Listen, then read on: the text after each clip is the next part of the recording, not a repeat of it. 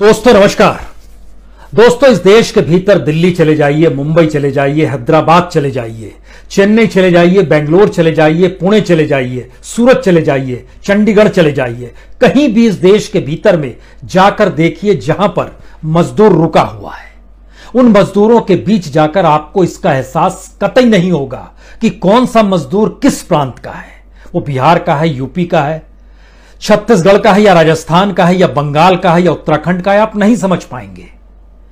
लेकिन इस देश की तमाम सरकारों को जब आप सुनेंगे तो आप जान जाएंगे ये इस प्रांत के मुख्यमंत्री हैं, ये इस जगह या इस सूबे के सर्वोसर्वा हैं, या इस देश के प्रधानमंत्री हैं। इस देश के अलग अलग राज्यों में बिखरे हुए जो सूबे के तौर पर मुख्यमंत्री हैं, उनके दावों को सुनिए, आप हैरत में आ जाएंगे। हर कोई कह रहा है हम मजदूरों के लिए हैं और हम इतना पैसा दे रहे हैं, हम इतनी राहत दे रहे हैं, हम इतनी सुरक्षा दे रहे हैं। रेलवे कहता है हम 85% की सब्सिडी दे रहे हैं। केंद्र सरकार कहती है हम तो पैसा ले ही नहीं रहे हैं। राज्य सरकार कहती है जो चाहिए हम तो दे रहे हैं। और इन सब के बीच भी जो दृश्य देश के अलग अलग हिस्सों में नजर आ रहा है वह मजदूरों के गुस्से का है, उनकी तड़प का है, उनकी मौत का है और घर जाने के लिए उनकी बेबसी का है। इस देश के भीतर में कौन सी सरकार है जो ये कहने की हिम्मत जुटा लेती है कि हमने ये दिया है, ये उनका अहंकार है। इतना अहंकार इस देश की सत्ता और सियासत के बीच आ चला है कि वो कहने लगे हैं हमने इतना दे दिया है। सब कुछ तो इसी देश का है और इसी देश से निकलकर आपको सिर्फ सौंपा गया है कि आप सही तरीके से एडमिनिस्ट्रेशन चला पाइए।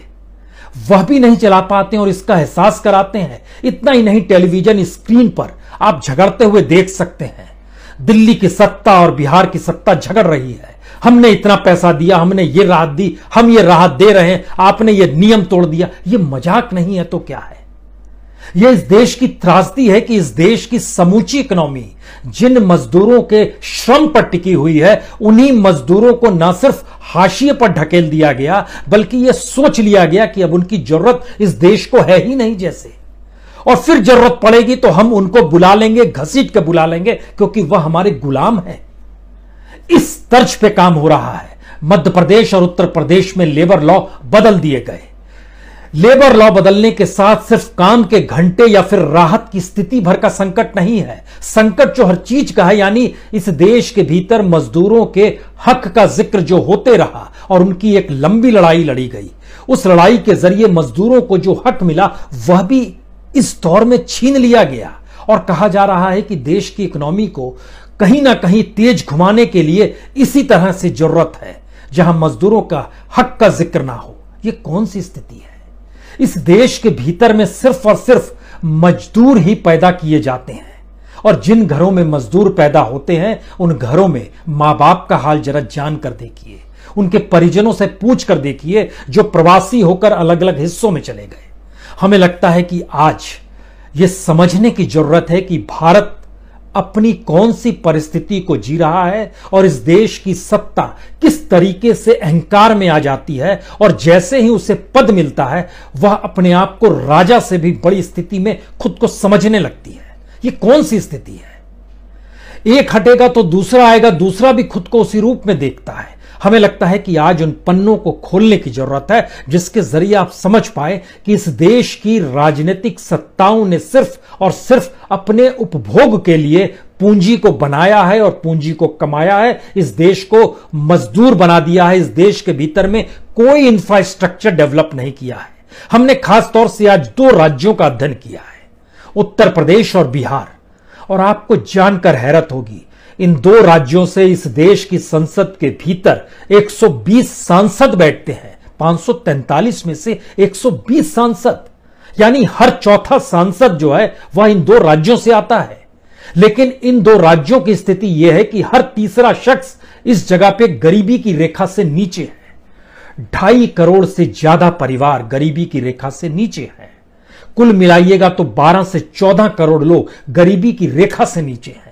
इनके लिए जो संसाधन शिक्षा के तौर पर दिए जाने चाहिए, जितनी बड़ी तादाद में देश भर में मजदूर लगातार प्रवासी बनकर गए हैं, उसमें सबसे बड़ी तादाद उत्तर प्रदेश और बिहार की ही है, क्योंकि हमने उन्हें बचपन से ही बताया है कि तुम्हें मजदूर बनना है।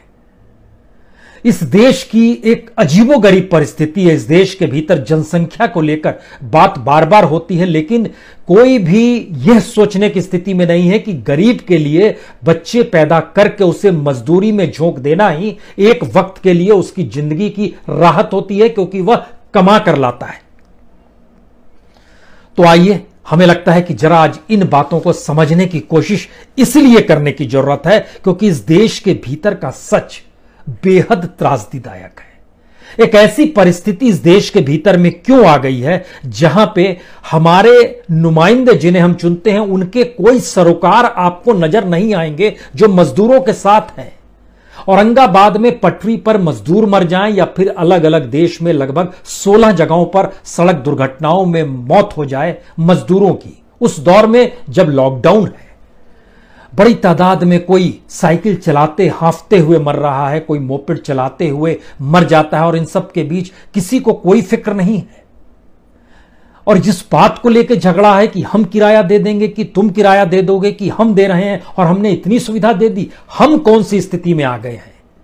ये आपके पास पैसा कहां से आया? ये देश का पैसा है। इसके बारे में हम लगातार आपसे जिक्र करते रहे हैं।